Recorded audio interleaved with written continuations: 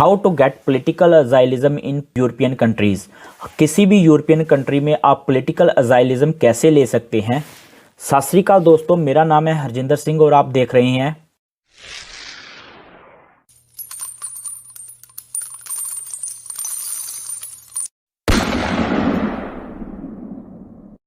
Boundless Sing।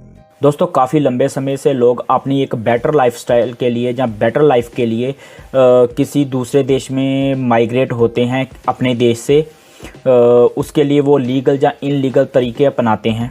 Legal तरीक़ों में आ जाता है कि आप स्टडी बेस पर जा सकते हैं, या वर्क परमिट पर जा सकते हैं, वर्क परमिशन पर जा सकते हैं, परमानेंट रेजिडेंसी पर जा सकते हैं, बिजनेस बेस पर जा सकते हैं। काफ़ी सारे और तरीके हैं जिसके बेस पर आप वीज़ा लेकर किसी भी अपनी डिज़ायर्ड कंट्री में जाकर वहाँ पर आप सेटल हो सकते हैं। इसके ऊपर मैं काफ़ी सारी वीडियो ऑलरेडी बनाता रहता हूँ और बनाता रहूँगा भी कि आप कैसे कैसे सेटल डाउन हो सकते हैं किसी दूसरे देश में लीगली जाकर। बट आज का जो टॉपिक है वो थोड़ा अलग है, क्योंकि आज हम बात करने वाले हैं कि अगर आप किसी देश में इनलीगली एंट्री करते हो तो वहाँ जाकर आप लीगल कैसे हो सकते हैं। दोस्तों, वैसे तो मैं किसी भी तरह से इनलीगल एंट्री को प्रेफर नहीं करता।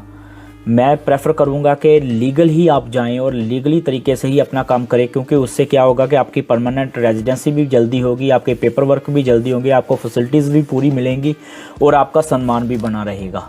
इनलीगल एंट्री में आपको कई तरह की प्रॉब्लम्स जो हैं फेस करनी पड़ सकती हैं। जॉब से रिलेटेड, सम्मान से रिलेटेड कई तरह की और प्रॉब्लम्स आती हैं। बट अगर आप इनलीगल एंट्री कर ही चुके हैं तो फिर क्या ही किया जा सकता है। तो अगर इनलीगल एंट्री आपने कर रखी है या फिर करने वाले हैं, तो जिस भी यूरोपियन देश में आप जाते हैं वहाँ पर अगर आप वाकई में ही इनलीगल एंट्री करने के बाद लीगल होना चाहते हैं तो आपको कुछ जो स्टेप्स है वो फॉलो करने पड़ेंगे। अभी वो स्टेप्स क्या हैं उसके बारे में इस वीडियो में हम बात करने वाले हैं, तो वीडियो पर बने रहें एंड तक ताकि आपको पूरी की पूरी इन्फॉर्मेशन मिल जाए। और उससे पहले एक छोटी सी रिक्वेस्ट है। तो दोस्तों, जैसे कि आपको पता है कि ये एक एनालिसिस चैनल है, इस पर तो मैं इन्फॉर्मेशन डालता रहता हूँ इमिग्रेशन के रिलेटेड, एनालाइज कर काफ़ी सारे टॉपिक्स पर मैं इन्फॉर्मेशन डालता रहता हूँ। बट इसके अलावा मैंने एक और चैनल बना रखा है जो है द राइडर सिंह के नाम पर।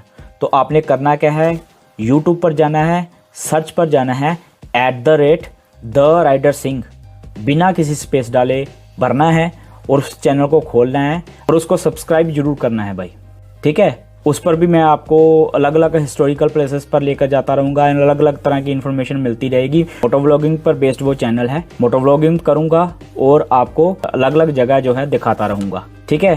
तो let's back to the topic.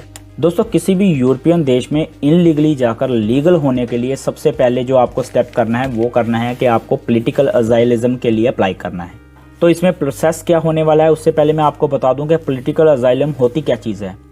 Political asylum basically क्या होता है कि आप अपने देश को छोड़कर किसी देश में जाते हैं और वहां पर जाकर आप उनकी सरकार को बोलते हैं कि देखिए, मुझे अपने देश में बहुत खतरा है, मेरी जान को खतरा है, मुझे मारा पीटा जाता है, मेरे खिलाफ सरकार हो चुकी है, मुझे वो मारना चाहती है, या मेरी कम्युनिटी को ख़त्म करना चाहती है, या हमारी बरादरी के लोगों को वहाँ पर खतरा है।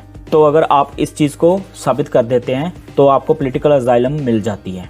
तो इसके लिए आपको करना क्या होता है कि आपको किसी पास के पुलिस स्टेशन में जाना पड़ता है जो आपका लोकल पुलिस स्टेशन है। मेरे कहने का मतलब कि जिस देश में आप एंटर किए हो इलीगली, वहाँ का जो लोकल पुलिस स्टेशन है वहाँ पर आपने जाना है और जाकर बोलना है कि मुझे पॉलिटिकल अजाइलम चाहिए।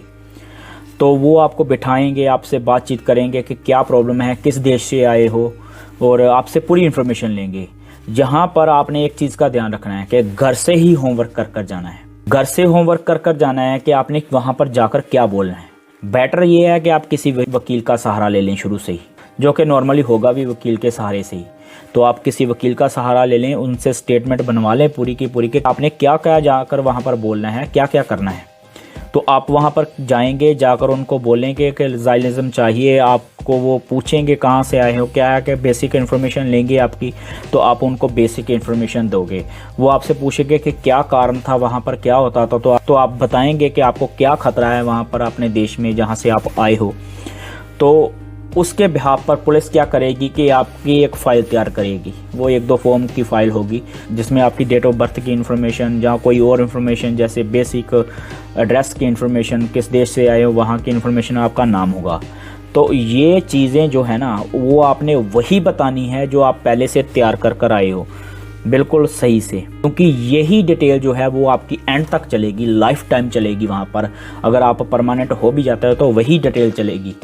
अगर आपकी इस डिटेल में कोई भी प्रॉब्लम या गड़बड़ी हुई तो आपके सारे पेपर वर्क में गड़बड़ी हो सकती है, तो सारी की सारी प्रॉब्लम क्रिएट हो सकती है। तो बहुत ध्यान से आपने इन्फॉर्मेशन देनी है, जो पहली इन्फॉर्मेशन आपने पुलिस स्टेशन में देनी है, और उसके बाद उस बयान को चेंज नहीं करना। तो उसके बाद क्या होगा कि जो पुलिस है वो आपको लेकर जाएगी किसी भी रेफ्यूजी कैंप में, तो वहाँ पर आपको छोड़ दिया जाएगा। अलग अलग कंट्री के हिसाब से डिपेंड करता है कि वो किस तरह से रिएक्ट करते हैं।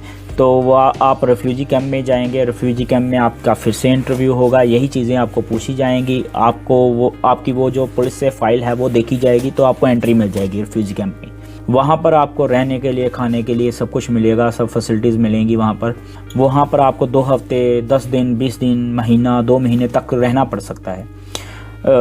इस टाइम में आपको वो कई तरह के सवाल पूछेंगे, कई तरह की आपकी इंटरव्यूज़ होंगी।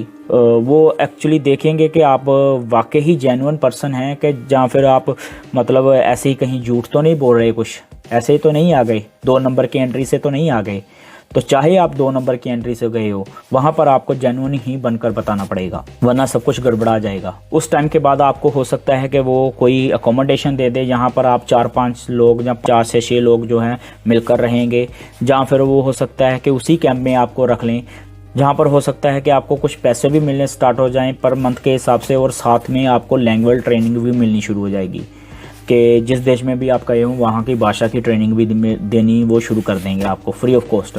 पर ये भी एक कंट्री के हिसाब से डिपेंड करता है कि किस कंट्री में आप जाकर अप्लाई कर रहे हो, वहाँ पर वो आपको कितने पैसे देंगे, आपको रेफ्यूजी कैंप में रखेंगे या फिर अकोमोडेशन में भेजेंगे, या फिर आपको लैंग्वेज ट्रेनिंग देंगे या नहीं देंगे। तो कंट्री वेरी करता है, वैसे मोस्टली देते हैं। इसके बाद जो है आपका केस शुरू हो जाएगा, आपको केस लड़ना पड़ेगा, अपील करना पड़ेगा। तो उस टाइम पीरियड में आपको क्या करना है कि अपने सारे के सारे जो है ना लाइसेंस वगैरह या और सर्टिफिकेट, थोड़ी बहुत training certificate, language training certificate वो प्रिपेयर करने हैं, तो आपको केस लड़ने में बहुत हेल्प करेंगे इन फ्यूचर, जो आपको साबित करेंगे कि आप जेन्युइन हो। तो उस केस में क्या हो सकता है कि आपको टेम्पररी रेजिडेंस पेपर मिल सकते हैं जितनी देर तक आप केस लड़ रहे हो, जहाँ फिर आप अपना प्रोसेस कर रहे हो पॉलिटिकल असाइलम लेने के लिए। तो होगा क्या कि इसमें आपकी कुछ सेट ऑफ इंटरव्यूज़ ली जाएंगी, इसमें आपका लॉयर आपकी हेल्प कर सकता है। तो उस सेट ऑफ इंटरव्यू में आपने एक चीज़ का ध्यान रखना है कि अपना बयान बदलना नहीं है। जो बयान आपने पहले पुलिस को दे दिया, आपका बयान वही रहना चाहिए। अगर बदला तो आप गए, ठीक है ना, चांस एक भी नहीं देना। इन इंटरव्यूज़ के बाद आपको जो है वर्क की परमिशन मिल सकती है, ठीक है। अगर आप अप्लाई करते हैं अपने वकील के सहारे से कि आपको वर्क परमिशन मिल जाए, तो आपको वर्क करने की परमिशन मिल जाती है, आपको रहने की परमिशन मिल जाती है, आपको मेडिकल फैसिलिटीज़ मिलनी शुरू हो जाती हैं।